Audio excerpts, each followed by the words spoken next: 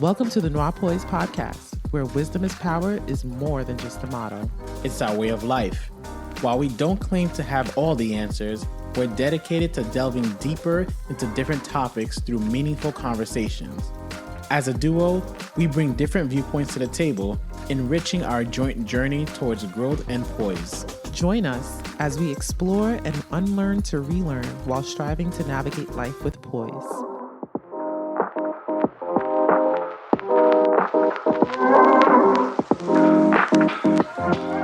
Have you ever been in a situation where you've had a certain experience or you're having a certain experience or dealing with something and no one knows about it, but you later find out that one of your parents dealt with a similar situation, but you didn't grow up the way your parents grew up, but somehow you guys had like an almost identical type of situation where you ask yourself, like, what are the odds? Is that a coincidence?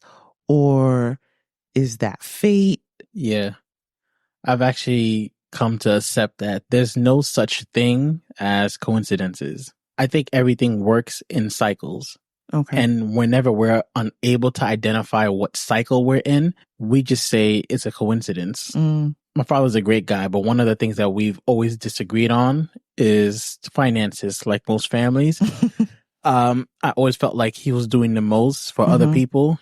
And ever since I was younger, around Christmas time, he would usually get a little sad if he's unable to send money to Haiti or money to his loved ones. And that frustrated me because I saw the unwise financial moves he was making in order to meet that need or do whatever it takes to send money to Haiti. I always frowned upon that. And it wasn't until I had the opportunity to be his sister. It was my first time meeting her. He hasn't seen her in over 40 years. She was fortunate enough to come to New York from Haiti. And I was just talking to her, asking her questions about my father's upbringing. And without knowing what I was thinking originally, she started talking about how during Christmas time when they were younger, he would do little things like paint the house, just prep the environment for the season. And he was always a little more fortunate than his siblings. So he would give money where it needed to be. So he always ensured that Christmas time was a happy occasion to the point where she said when he first left to come to America, every year she would cry because she would miss that. Yeah.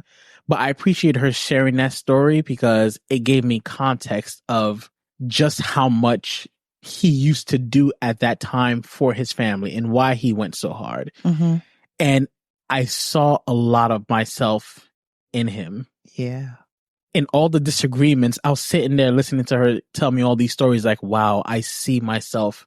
You got it. In that position where I would be doing the most for my loved ones, where I would take food out of my mouth, essentially, metaphorically speaking, to make sure that they're good. Right. Thinking to myself, I could always make the money back. I'll worry about it a little later as long as I'm able to meet their needs. And it was at that moment that I started to realize that I was caught up in the same cycle that he was in. Although we're generations apart, although we're in completely different situations, I was literally repeating the same habit of making unwise financial decisions for the sake of loved ones, just like he was doing. But yet I was disagreeing with it. Yeah.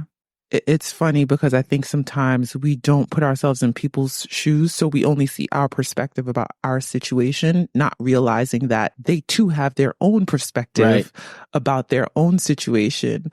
But as you were saying that story just now, I randomly just thought of this. I'm glad you mentioned that you put your family first, that there's no other way to put it. You put your family before you. And your dad is similar, where he puts his family before himself. You may not have understood it because it wasn't necessarily about his immediate family, but in his mind, and especially in our culture, your siblings are always your immediate family. No matter how far you go, they still view parents and siblings as immediate family. Whereas in American culture, that's different. You leave your family to then go and create your own immediate family. And now, unfortunately, those once immediate family members are now a form of extended family in a sense. Yeah. But as you were saying that, it made me think of when you first left home, because your siblings are great. Everyone has their own personality and, they play their own roles. But there was a lot that you did for your parents that was not noticed, in my opinion, by your siblings. And it wasn't until you left the home that I think it started to become a little bit obvious that, like, oh, Sam did this. Oh, Sam went to the supermarket. Oh, Sam did this, that, and the third. And I think naturally everyone else started stepping up and, making things work. But I remember, at least this is my perspective, so tell me if I'm wrong. But in the beginning, when you first left home, it almost seemed like you still had a sense of obligation, that you felt like you had to still complete those roles. Like, I remember we would be, and there's nothing wrong with it. I actually thought it was beautiful that you did that and you felt that way. But even when we would go visit your mom, we'd stop at the supermarket or stop at Costco to get certain things that they needed in the home. And we did that consistently up until like COVID. COVID was really what made us realize, like, we can't anymore. Yeah. Like it's not that we don't want to, but we literally cannot, or we're putting ourselves in a detriment in a sense. But as you were saying that about your dad, I'm like, oh snap. It's a similar story too, even in that context where you played that role the same way his sister saw him, your parents saw you. Does that make sense? Yeah. So in more ways than you mentioned, I feel like you were kind of repeating that cycle of who your father was to his extended family. Yeah. So that's interesting to hear you say that. But cycles, we pick them up based on certain habits we watch, certain behaviors we watch, and not recognize them. Right. And that's unknowingly. Yeah, unknowingly. And that's why it's so unrecognizable when we're looking at someone else do the same exact thing in a different situation, but we're looking at them sideways like, what is wrong with you? Not realize we're doing it too. Yeah. Yeah. And it's crazy. It could show in ways where you would never realize it until you literally sit down and do some self-reflection. For example, my father also had, I don't want to call it an addiction, but there was a point in our lives where he put all his hope in the lottery. Mm-hmm. Because he expected, he's going to deliver his whole entire family. He's going to make sure his entire family is good. Like every man realistically wants to do. You want to make sure your loved ones are good. But it became detrimental to his mental health, where I've witnessed this, especially during football season, when the games go to overtime and he'll stay up 2:00 in the morning, has to go to work the next day, but waiting for those lottery numbers after the overtime game is over, just to see if he won. There'll be times where he will leave work early, have a dream, write the numbers down like a lot of other people. Yeah. And I never understood why he was so into that. I mean, I get the point of wanting to get the money and liberate your family. Yeah. But I never understood why he went so hard. I felt like it was a waste of time. And it wasn't until I started getting into the stock market that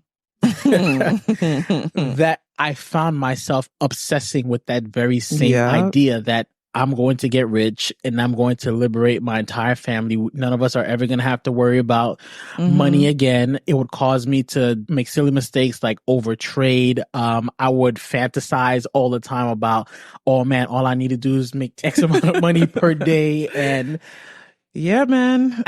For a while, I told myself it's not the same because at least like I'm learning and trading is a skill versus the lottery is literally gambling. But when I really broke it down, again, I found myself in the same cycle where, I might not be gambling in the lottery, but to some extent I was gambling in the stock market. Yeah. It's really crazy to think about how unless you're doing the work, you're eventually going to find yourself going through the same cycle as your parents, maybe your grandparents, your great grandparents, things that I didn't know my grandparents, but I wouldn't be surprised if his father was the same name or his mother was the same way. That's facts. Like, unless you're literally consciously making a decision to step out of these cycles, you're going to find yourself doing the same thing that your parents did, not because you want to, but because all behaviors learn. Like you just said, even if you're unaware as to what you're doing or why it was done, subconsciously, I do believe that your brain picks it up and tells you that this is the way you need to be. Mm-hmm. Yeah, it's crazy because we don't realize it until we literally try to understand where that person is coming from and understand the foundation of where those habits and behaviors stem from. Our entire lives, we're watching the people who raised us. Mm-hmm. Everything they do, every gesture that they make, every reaction that they have, we have spent our entire lives watching them. So whether we notice it or not, we are them. Yeah. We are them with a little bit of spin to it. And I hear people say this all the time, myself included. We don't want to do this. We don't want to be like this particular parent. We don't want to have this particular habit or do things the way this particular parent did this or that or whatever the case is. And I had to tell myself years ago, because I started to notice certain habits and certain trends in my life where I'm like, oh, my mom does this. Like, what are the odds that I would be doing this? And it's always something that I'm like, I don't want to pick up that trait, you know? But the minute I told myself that I have to comprehend why she does what she does, I have to understand when it started, how it started, what she's thinking when she's doing it. And you know how my mom feels about my questions. I ask questions consistently. I don't care how annoyed she gets or how annoyed people around me get. I'm always asking questions, specifically with my mom. And that's my reason. It's because I know how important it is to understand where certain behaviors stem from, where certain habits are formed before you try to correct those habits and change those behaviors. You can't just up and be like, I'm going to change this. Yeah. As much as you may think that that's possible, you will find yourself going back into that cycle again if you don't fully break down where it stems from. I used to, I'm not gonna lie, be annoyed with your questions I know, as well. Everyone is. But I don't care though. It wasn't until I understood that in order for you to know who you are, you have to know where you came from. Yes, you have it's to. It's easy to think that you're the way you are just because you're the way you are, or you like this because of a childhood experience. But there's so much more that happened, that had to happen to lead to you being you. Mm-hmm. Kind of like the other day we were talking about, do you understand how many people it took to form you? Yeah. I think of that all the Sometimes time. we think it's just our mother and father. No, they had mothers and fathers. Sometimes they had step parents. Yes. And then they had mothers and fathers. So it's just a pass down of information, habits, behaviors that led to us. And it's easy to think that you're just you, but you're you because they were them, and they were them because someone else was them. So exactly. Unless you ask these questions, you'll never be able to get to the bottom of who you really are. Exactly. I love that you said that because I think that's the foundation for me in breaking certain cycles. It's always about understanding where things start. I do have a question though. Yeah.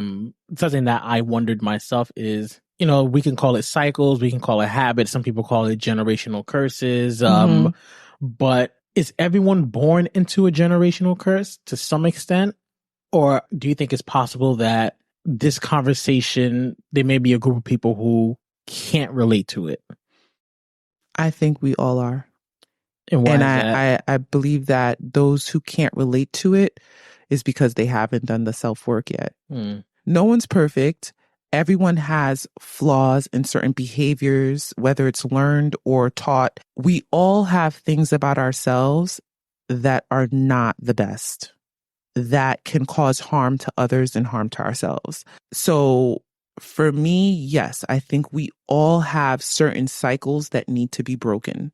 We all have certain toxic behaviors that need to be altered in order to progress in the way that we need to progress. And again, I feel like if someone feels like they don't, they probably haven't really thought about certain things, because I do think that people walk around thinking that they don't. I mean, we've asked people around us certain questions, and when they give certain responses, we're just like, oh, okay, so there's people out here who really are unaware, and that's okay because we were once at a place of being unaware. But I think once you really start to ask the questions, be honest with yourself, because a lot of times we're in denial. Like there's a lot of things that I was in denial about for a very long time until I saw someone else do something and I realized like, oh, I do that too. Like whenever you look at someone else do it, that's when it's kind of like, oh, snap. You know what I mean? Like now that I'm older and, I'm having certain life experiences that I remember my mom having. I remember my mom in her 30s and, like having certain experiences, going to work, so on and so forth. And now that I'm dealing with some of those things now as a mom and as a wife, I have a different perspective. And it gives me a better understanding of what she may have been going through and why she reacted or behaved the way that she did. And because I'm now going through certain experiences, it gives me a better ability to comprehend some things that I may not have comprehended before. And now when I see her do certain things, I now can relate to it when I'm just like, oh my God, I do that. I do it too. Like I tell you all the time, there's certain things I do and I'm just like, oh my God, I got to work on that. And as much as like I've tried to change certain habits, I realized I couldn't change it until I understood it, until I accepted the fact that this came from here and I do this because, and I think this way because I was told this or because I watched this. Like until you understand the whys and the because and the hows, you're always going to think that there's nothing wrong, in my opinion. So I think it all comes with awareness. To say that you're not part of a negative cycle is to either say that you're perfect or the people who raised you are perfect. Because the reality is, no matter how much self-work we're doing, if our daughter, 20 years from now decides to do the same thing, do a podcast, she might have a whole list of things that she identified that we passed down to her that she sees as a part of a negative cycle. That's unfortunately part of the human experience. Exactly. But the whole point is for our kids to be better than we are, for us to be better than our parents. Absolutely. Yeah. And anytime you find yourself repeating what a previous generation did, I think, and in a negative way, I think that's when you really need to start, like you said, do some self-reflection and ask some questions. Waking up a little bit. Exactly. Like you said, it's all about progression. And that's what we tell ourselves all the time. We've learned that we'll have better communication. So it's not a case where she's waiting 20, 30 years to then express some of those things. You know what I mean? But in the moment, hopefully we'll create an environment where she feels safe enough to express it while she's experiencing it. And we can then be the parents that can create that safety for her and create that environment of welcoming her thoughts and her emotions. But of course, that's different for our generation versus the other generation. So yeah, repeating cycles, but also recognizing that, because sometimes we repeat cycles, and let me know if this may get a little confusing, because sometimes I think we repeat cycles to some extent, but we find ways that we can make it a little better. Because for everyone, it's not always going to be, I'm completely stopping this with this generation. That would be great if that's the case. But we got to be honest and realize that not every person is always able to do that. So I think it's also important to focus on the slow progression that you can do to shift away from those constant cycles. You know what I mean? So the example we just gave, where there's a lot of emotional things that we feel like we couldn't vocalize with our parents. And because we had to internalize it, it now created certain bad habits that we carry in our adulthood. And because of that, it created some negative things, but it also created some positive things in the sense we're now aware of it and we know we're not going to do the same with our child. But if for whatever reason we find that she feels like we're doing the same thing, at least we'll then have that level of communication where she's able to communicate that with us. So that shows a form of progression. The purpose of having kids is to continue the work. Oftentimes, unfortunately, people have kids and those kids end up redoing the work. So that's a good one. it is humbling to know that maybe one day our daughter may have, things to say that we did wrong or She will. that she passed that or that we Yeah. passed down to her. But I totally agree with you that as long as it's not 20, 30 years and we're hearing this for the first time, as long as Right. we're fostering that environment where we're open to learn about ourselves, open to learn about what cycles we're implementing on her that are negative. As long as we keep that environment, I think we're doing a good job. But I also wanted to ask you, how, in your opinion, do these cycles start? Because there's actually studies now that show that DNA can carry memories of traumatic stress down generations. I've heard something like that. So, in your opinion, what are some examples of how these cycles begin in the first place? I could be wrong. Well, no, I can't be wrong because this is just my opinion. I feel like cycles start through experience. When I think of habits and behaviors, we learn them based on certain experiences that we have or certain experiences that we watch others have. And we take mental note of these experiences and carry them on going further. So whether that's positive or negative, I think they stay with us and they become embedded in who we are. And we then pass them down to our children or to those around us. We've mentioned this before, where even if we don't express certain things verbally, we express it in body language. We express it in reactions. So I think even in situations where we may not express some of these things verbally to our children, we express it based on our reactions and based on our thoughts towards certain things. I'm trying to think of like an example in our culture that has been passed on culturally. As you're speaking, I'm thinking of how growing up, my parents instilled fear in us when it came to credit cards.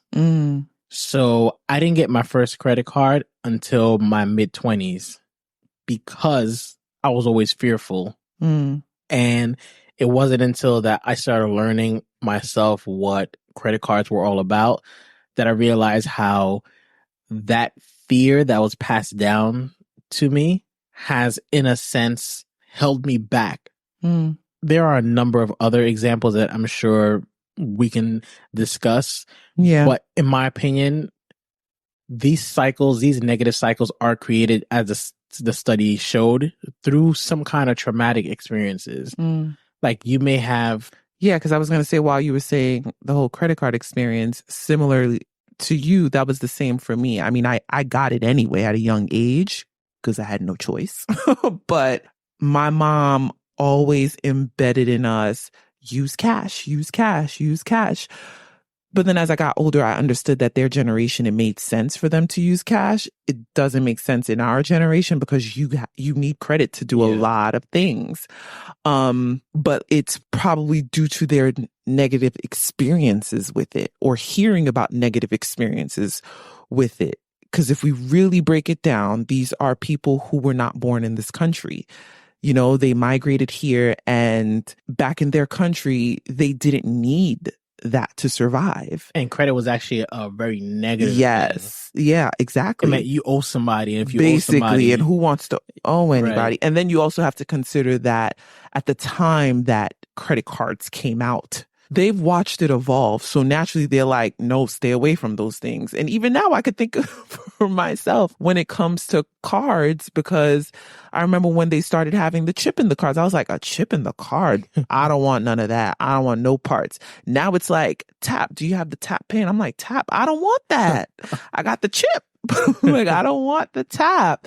And I literally was at the store the other day and I'm like, eventually I'm going to get one of these tap things. Technology is just moving too quick for me. And I feel like that's probably what it is. It's for them with that scenario, they probably just had negative experiences with it and they feel like they're trying to save us. The same sister that came in when I was speaking to her, she was actually giving me a story where when she was a young lady, she was at the market and she didn't have enough cash. So the merchant said don't worry, you can pay me in increments, which is credit. Mm.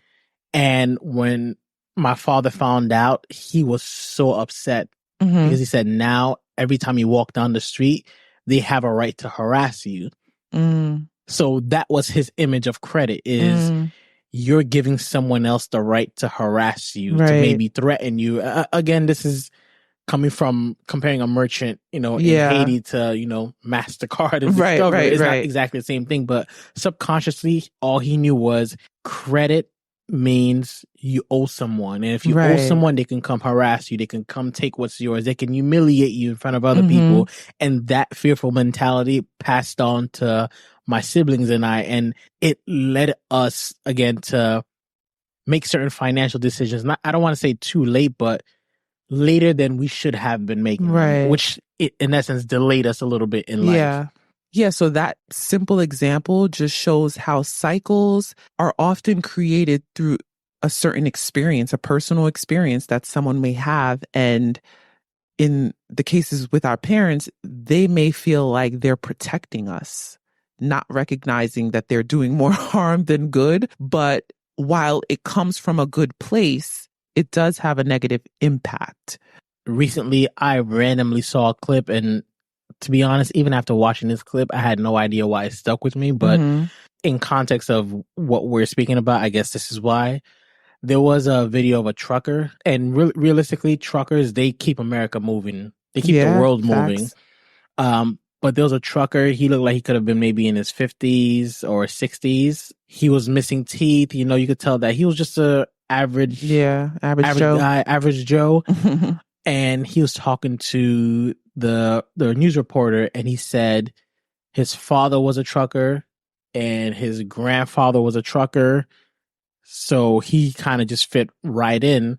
I couldn't help but wonder, why did he feel that he had to become a trucker? Because his father did it and his grandfather did it. And again, truckers, they really keep America moving. But if the point of having children is to continue the work and not repeat the work, it made me wonder how there are certain cycles that we find ourselves in that we tell ourselves is good. But in reality, it could be negative, not because what you're doing is bad, but you're not advancing. That's good. And that's something that I find myself repeatedly wondering about, is what am I doing that's progressing myself, progressing my family, and what am I doing that's repeating? One of the harshest or toughest decisions I had to make mentally and emotionally is accepting the fact that it is not my responsibility to take care of everyone. And that's not to say that I can't or I shouldn't do it, but I had to accept that it's not my responsibility to do that, or I'll end up finding myself in the same cycle as my father, where he's in the 70s now and he's still taking care of people. And as much as I want to say that can never be me because, I'm making these moves, if you're repeating the same cycle as your parent, you can't expect a different outcome, no matter what you're doing. So true. Even if I were to end up becoming a millionaire, guess what? I would see all my money go towards others because I'm still within that same cycle. So it was tough for me to have to admit that. And again, it's not that I don't want to or I never will, but it's something that I had to accept mentally to break out of that cycle that I can't take care of everyone around me. I love that you said what you said about progression when it comes to cycles. I actually seen this quote in different forms, but the gist of it says, movement doesn't mean progression. And I think that's what people have to recognize when it comes to cycles, because while you may be moving, you may be doing things, you have to stop and ask yourself, am I progressing? Am I progressing as a person mentally? Am I progressing emotionally? Am I progressing physically, spiritually? Am I progressing? I think that's big because, like you said, we get caught up in these cycles because it may not look negative off that. It may actually be positive. My dad was a trucker. My grandfather was a trucker. My great grandfather was a trucker. So it's like, Why not continue the legacy of being a trucker? And by all means, it could have been a family company. Mm-hmm. We may not have seen the whole picture. Maybe it was a family company, but we're talking about it in the sense if it wasn't, right? Yeah. If it wasn't the case and he's just doing the regular working trucker life for a different company, making another man richer, you got to stop and ask yourself, well, why didn't I learn from my father's experience and take on a higher role within the trucking business? We could just be passionate about trucking, but that doesn't mean I need to drive a truck and be away from my family at nighttime for days. I could have taken on a role that allows me to still be in the trucking business, gain knowledge from my parents' experience, and do better. And I think that's the focus of this conversation when it comes to breaking cycles, is recognizing that even the cycles that seem good sometimes aren't that good. That progression statement hit hard. You have to realize when you're moving just to move versus when you're moving to progress. From the moment we're born, we're put into a cycle. Mm-hmm. Whether we realize it or not. But the first 2 years, you got to be doing X, Y, and Z. Yep. And then you get into kindergarten. This is when you learn. This is when you sleep. This is when you eat. These are the after school programs. And that continues into adulthood. These are the college classes you're supposed to take. You're supposed to spend 4 years undergrad, then 2 years graduate. Then by this time, you're supposed to get married and have children. Yep. And it's you a cycle. Find yourself in a cycle. I personally don't believe we were meant to be in any kind of cycle. I agree. You know the feeling you have aside from the cycle of procreating, to be honest with you, but everything else you have to question it, honestly. You know the feeling you have when you're on vacation, like you just land, you get to the hotel or the Airbnb, you're interested in exploring the country, you know, there's something different about it. But then the first couple of days when you've seen everything, you're like, okay, I'm ready to go back home now. Like even then you're already falling into a cycle. And I think one of the reasons why people are unhappy is because they're in the cycle. They do the same things every day. And like you said, there are certain things that naturally have to be repeated. But once you find yourself in that cycle trap of never learning, and I think that's what we're really focused on is just learning. Yeah. Once you find yourself in a cycle of never learning, repeating the same thing over and over again, I think that's when you start to become miserable. Because if someone was to say to you tomorrow, guess what? You're going to go to school or you're going to go to work. You're going to take the train. You're going to drive. Whatever you normally do, you're going to do. You're going to look at them like, yeah, just a regular day. Right. But if someone wants to come to you and says something exciting and new is going to happen to you tomorrow, you're not going to need an alarm clock to wake up. You know, this is something that wakes you up inside, that makes you feel alive inside. And it's because you have the understanding that there's something new, something that doesn't fit within that cycle. Love that you said that. There's actually a Joe Rogan clip where he kind of says something to that extent. And I think I might put it in at this point right here. You can't just go through life just showing up, eating, sleeping, and going to sleep. You're going to get depressed. The human organism needs problem solving. It needs stress. It needs some sort of difficult thing that you have to overcome. And through that, you relax. You can't just have happiness all day. I love that. Mm-hmm. We're meant to learn. We're meant to grow. And with breaking cycles, I think that's one of the things, like you mentioned not too long ago, is the importance of recognizing that you have to learn. And in order to do that, you have to understand where these cycles stem from. Why do you do them?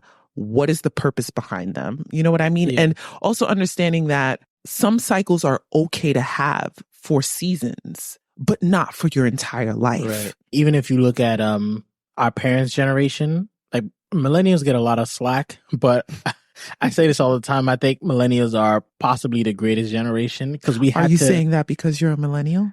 No, I think even if I wasn't a millennial, I would say that. I agree with you. It's because when you really think about the details, really think about it, because our parents' generation, they pride themselves off of working for a company for 30, 40, sometimes even 50 years. Their whole entire life working for one company only to retire and not know what to do next. But you have millennials who listen, I spent 5 years at this company. I'm not growing. I'm out. Next. I spent, 3 years into this career. It's not for me anymore. Let me go find what's good for me.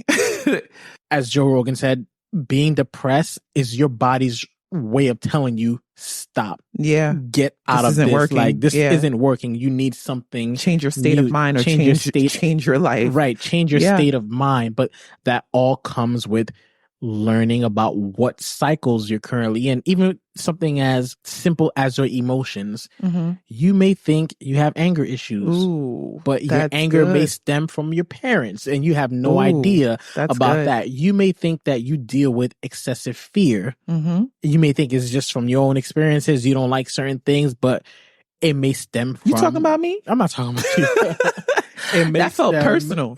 It may stem from your parents. So there's so much that you could possibly unpack. Yeah. What cycles you're currently in.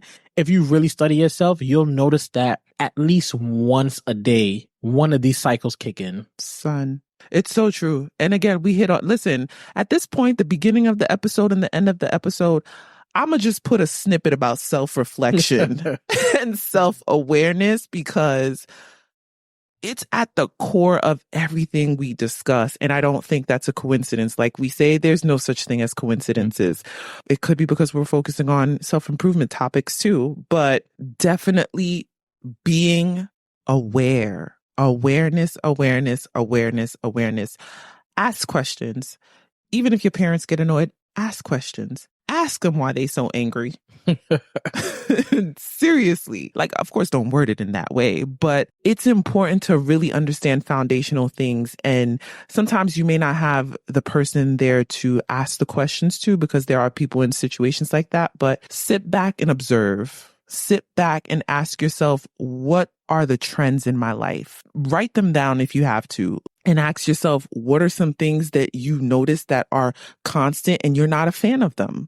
What are some things that you notice are constant and people have commented on them? Because sometimes we're not aware, but people have made comments. If more than 2 people have said something about you, take it from someone who had to accept the things that she didn't like. Listen, sis, it's probably true. You could be offended, but learn sit in your offense, be offended and all, but it's probably true. Now, it may not be true to the same extent that they're saying it, but there is a level of truth in there. And then the main part for me is taking accountability, because I don't want people to walk away and think like, yeah, it's not my fault. It's my parents.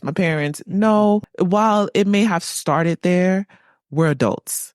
I think it was Kerry Washington who said this, and I agree with her wholeheartedly. At some point in life, when you become an adult, you have to take accountability and realize, while it wasn't your fault that it happened, it is now your fault if it's still happening. So realizing the importance of being accountable for your actions, even the ones that you don't fully understand yet. You're an adult now, so it is up to you to be intentional about your actions. Personally, for me, being intentional and taking accountability, even if I don't know why I did what I did, or why I said what I said, or what it is that I'm doing that's a cycle, accountability is necessary. Only you could break these cycles. That's good. A lot of times we're taught that all it takes is just prayer. But like the word says, faith without works is dead. Facts. We think... Say that part again. As she just mentioned, if it started with our parents, then it's our parents' responsibility to apologize and help undo. No, the key is in your hand. Mm-hmm.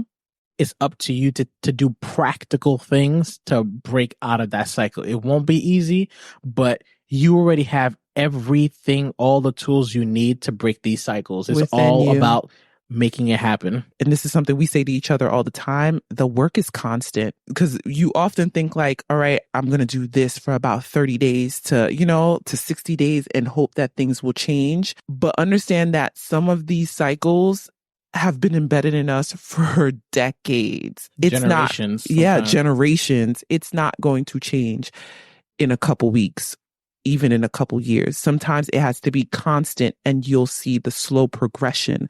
But the point is, there's progression, and that's what you want to focus on. Thank you for spending your time with us. We hope you gained some knowledge today that'll promote poise in your life. We have new episodes uploaded every Thursday right here, same place, same time. Until next time, you can follow us on Instagram at Noir Poise Podcast to stay connected. That's NOIRPOISED Podcast. We'd love to hear your feedback. And remember, your wisdom is power.